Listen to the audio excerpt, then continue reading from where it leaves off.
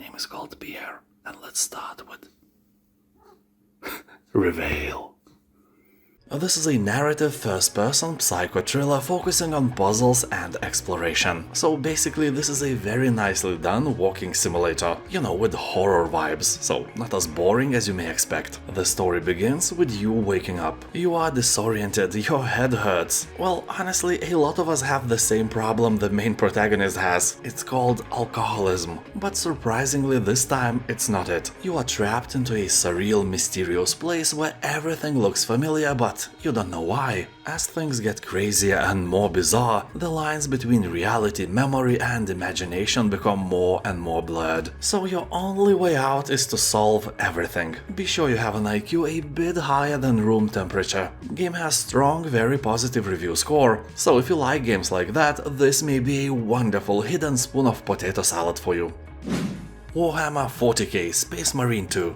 Here you'll fight enemies of mankind as Lieutenant Titus and slay hundreds or even thousands of evil tyrannids. And they look something like Zerg from StarCraft, you know, insectoid monsters of some sort. And yeah, tyrannids for the first time were mentioned in 1987, a long time before StarCraft, so similarities are the other way around. Anyway, here you are a Space Marine, a warrior of unimaginable power. Yeah, it is so satisfying to hack and slash, dice and slice, it is very hard to stop playing. You know, here the game lets you actually feel the might of your character. If in Dark Souls you had Space Marine instead of Dark Souls protagonist, even your grandma could beat it. Well, you could be the hardest boss of any Dark Souls game, to be honest. That's how strong and cool your hero in Space Marine is. Well, you will still die occasionally, but that won't ruin the mood. You know what can ruin the mood here? Locked cosmetics that you can't unlock just by playing casually. Anyway, a very positive review score is here for a reason. So let's kill some Zerg for the Emperor. I mean Tyranids, I swear.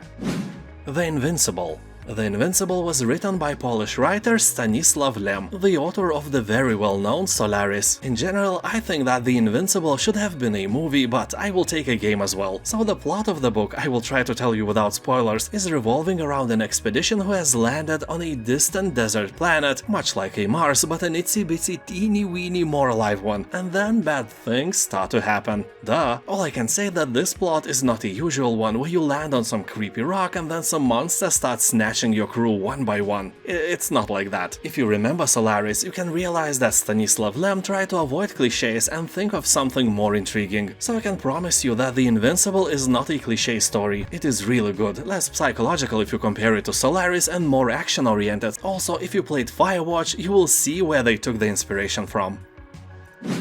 Barotrauma.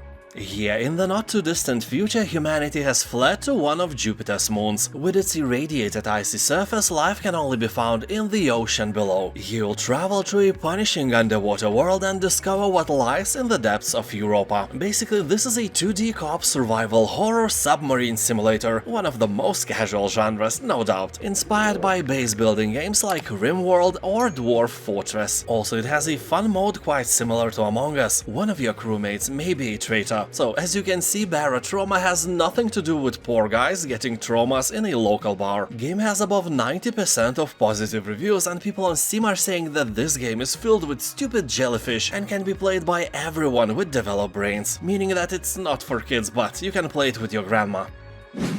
Moonlighter. Here you are a shopkeeper who wants to keep your customers happy by providing them with various goods. You can put items on sale, set their price carefully, manage gold reserves, recruit assistants and upgrade the shop. But be careful though, some shady individuals may want to steal your precious wares. The trickiest part is getting the goods. You have to swim over River Nemunas to Kaliningrad, get contraband and then swim back to European Union to get rich. No, of course I'm kidding. You have to go to ancient passages to different realms and dimensions, fight various enemies and collect items from their dead, cold, maimed bodies. So romantic. Anyway, here the part where you hack, slash and die begins. People on Steam are saying that the game is fun, aesthetically pleasing and relaxing. Yeah, relaxing. So forget about big challenges, it's an easier game in general. But hey, it's nice to have something not Souls-like hardcore from time to time after all.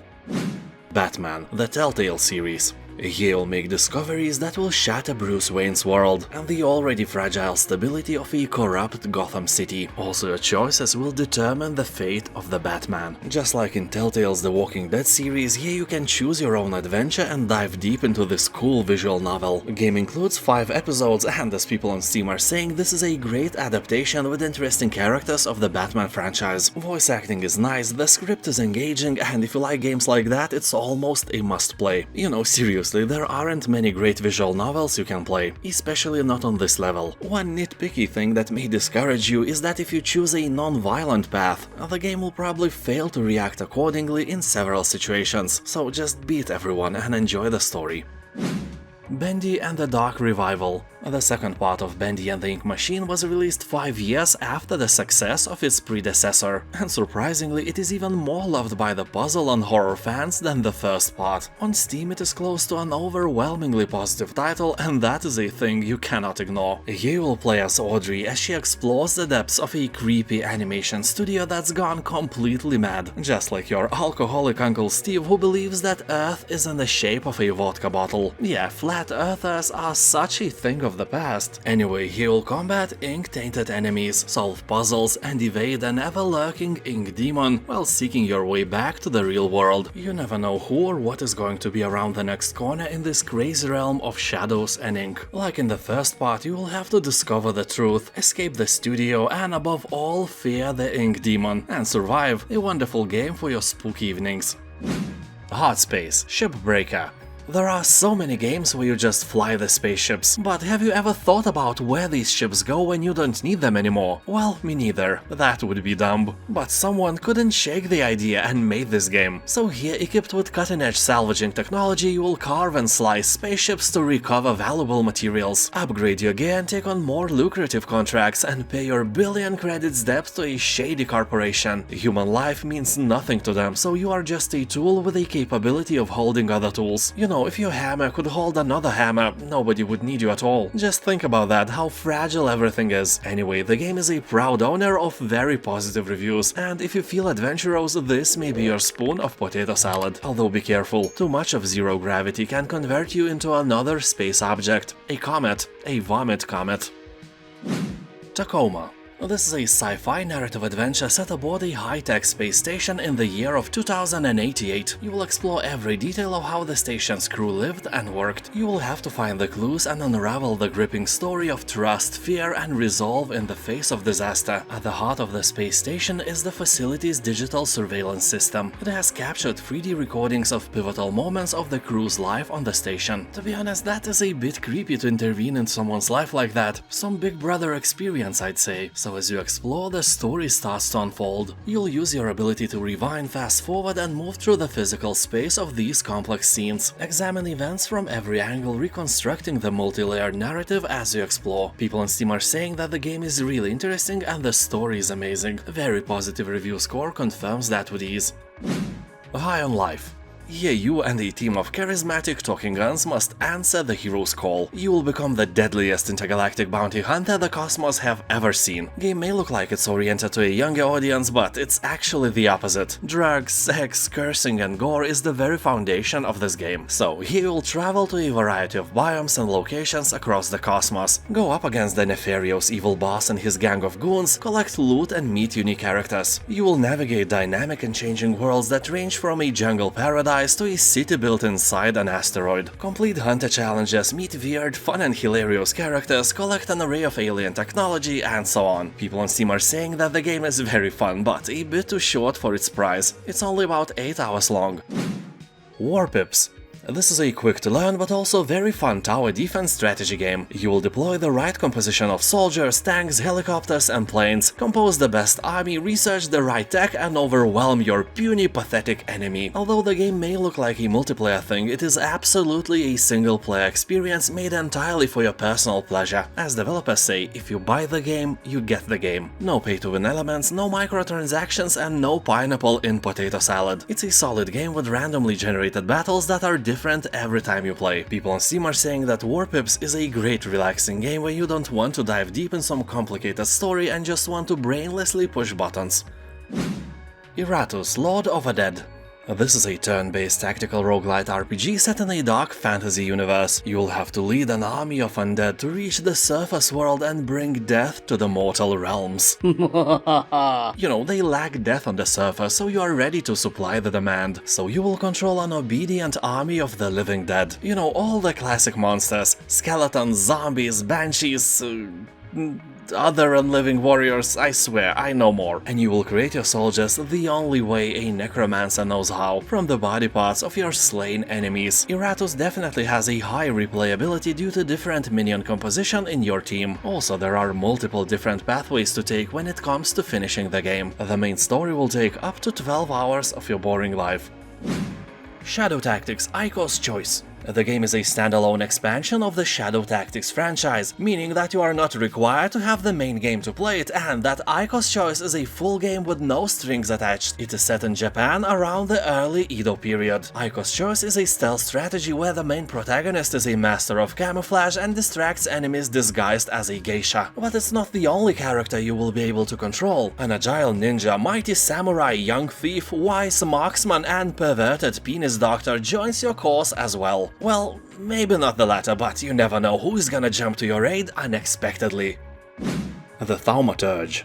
This is an isometric, story-rich, turn-based combat RPG. The year is 1905. The city of Warsaw lives under the rule of imperial hands. Its inhabitants constitute a diverse group of different ancestries, views and beliefs with often conflicting interests: soldiers, merchants, simple townspeople, and more. Despite the circumstances, the city is a buzzing metropolis where you can attend a breathtaking party with the high society and later get robbed in one of the dark alleys. Well, sounds like any city today, but there is a catch. You are some kind of a warlock, a Thaumaturge as they are called here, because you inherited the power to tame magical entities. You will utilize their mystical abilities to discover secrets hidden within the human soul and speak to the darkness itself. People are saying that the game has a great story, has complex but easy to learn combat, and is set in a relatively open world. The only flaw here, in my eyes, is that the game is set in Poland and not in Cold Bieristan, but no one is perfect.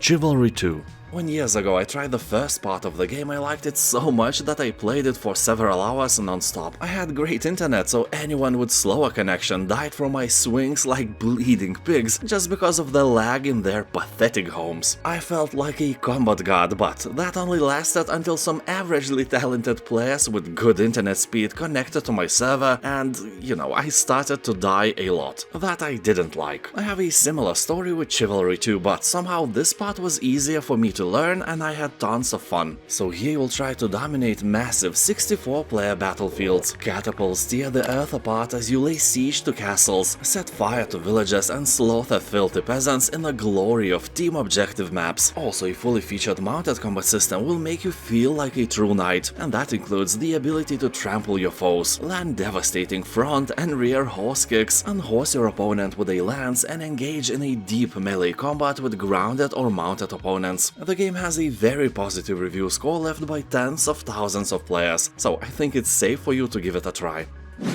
Wartales. It has been 100 years since the world saw the fall of the once great Edoran Empire at the hands of an unprecedented plague that swept the nation. So prepare to lead a group of characters in a huge open world where combat, death and thirst for riches will shape and define your day-to-day life. You are not a special chosen one ushering in a new era of peace. Nah, your goal is solely to survive, well, and thrive in this harsh and hostile land. You can recruit from the vast array of new companions with numerous unique skill sets and weapon preferences, resulting in a plethora of possible builds. You will accept contracts that will take you on a task to defend, liberate and save the many inhabitants of the land for money. You are not a hero, remember? Also here you will be able to collect bounties, from the most insignificant pathetic thieves to the land's most notorious figures. There is no such thing as a profit too small to take. Very wise words, probably many times spoken by Quark from Star Trek Deep Space Nine. Zombie Army 4: Dead War. Hitler's hordes are back for more. Abominable occult enemies, epic weapons, and a harrowing new campaign for 1 to 4 players await you in 1940s Europe, as you will have to fight to save humankind from undead Armageddon. The game offers huge new levels where you uncover a sinister plan that takes you across Italy and beyond. You will fight the forces of darkness in corpse-riddled canals, survive a zombie zoo, and journey to dark, inexplicable places no person has been before and live to tell the tale. The game is also armed with the old good X-ray kill camera. You can watch in slow motion as bullets, bombs, and other stuff destroy bones and flesh in a see-through vision. Ain't gonna lie, that is really satisfying. And when zombies surround you, you can fight back in melee combat as well. Game has a very positive review score, and the only thing people are mainly complaining about is that this is a third-person only game. No first-person shooting action here, sadly. House Flipper. Don't get me wrong, but I think that everyone should play this game. Not because it is immensely fun, well, it is, but because you will get so much knowledge on the renovation, design, and even how to use tools. For example, at which end to hold the hammer, at which end to hold the nail, at which, well, you got the point. So here you learn about materials, colors, tools, and how to make them work together to create wonderful houses, rooms, and even bomb shelters. Regardless if you plan to create the house of your dreams, help the residents with their renovation, or feel the need to smack some walls, House Flipper is a perfect game for that. But as I've said before, especially for the knowledge. The game is relaxing and some even say stress relieving, so don't think twice, the price is really nice. Trover saves the universe. This humoristic game is quite crazy, and there is why. Your dogs have been kidnapped by a lunatic named Glorcon, who stuffed them into his eye holes and is using their life essence to destroy the universe. It's hard to go more loco than that. It's possible, but hard. So you are partnered with Trover, a little purple eye-hole monster who isn't a huge fan of working or being put in the position of having to save the universe. He also kinda hates you as well. So there the mechanics kick in. You control Trover's movements, but not his mouth. He got a lot to say about what's going on in the game, and about you, of course. The game has around 90% of positive reviews, so if you like humor, there is no escape. You should play it.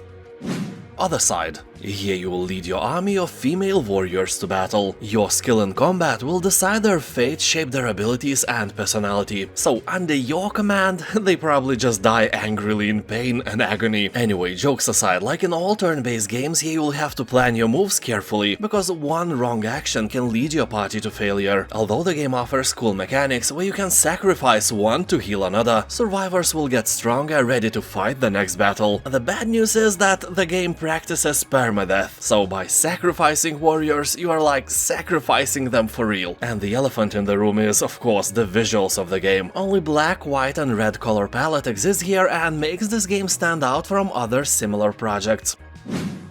Hellslave.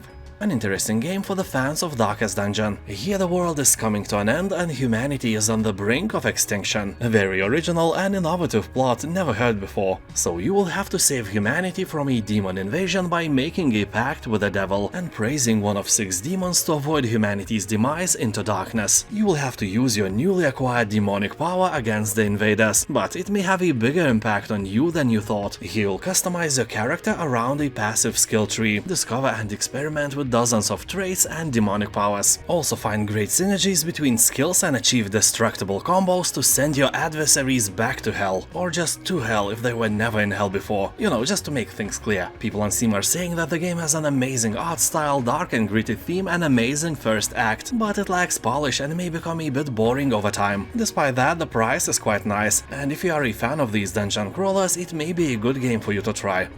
And now thank you for watching, have a nice day, and I'll see you next time. Bye.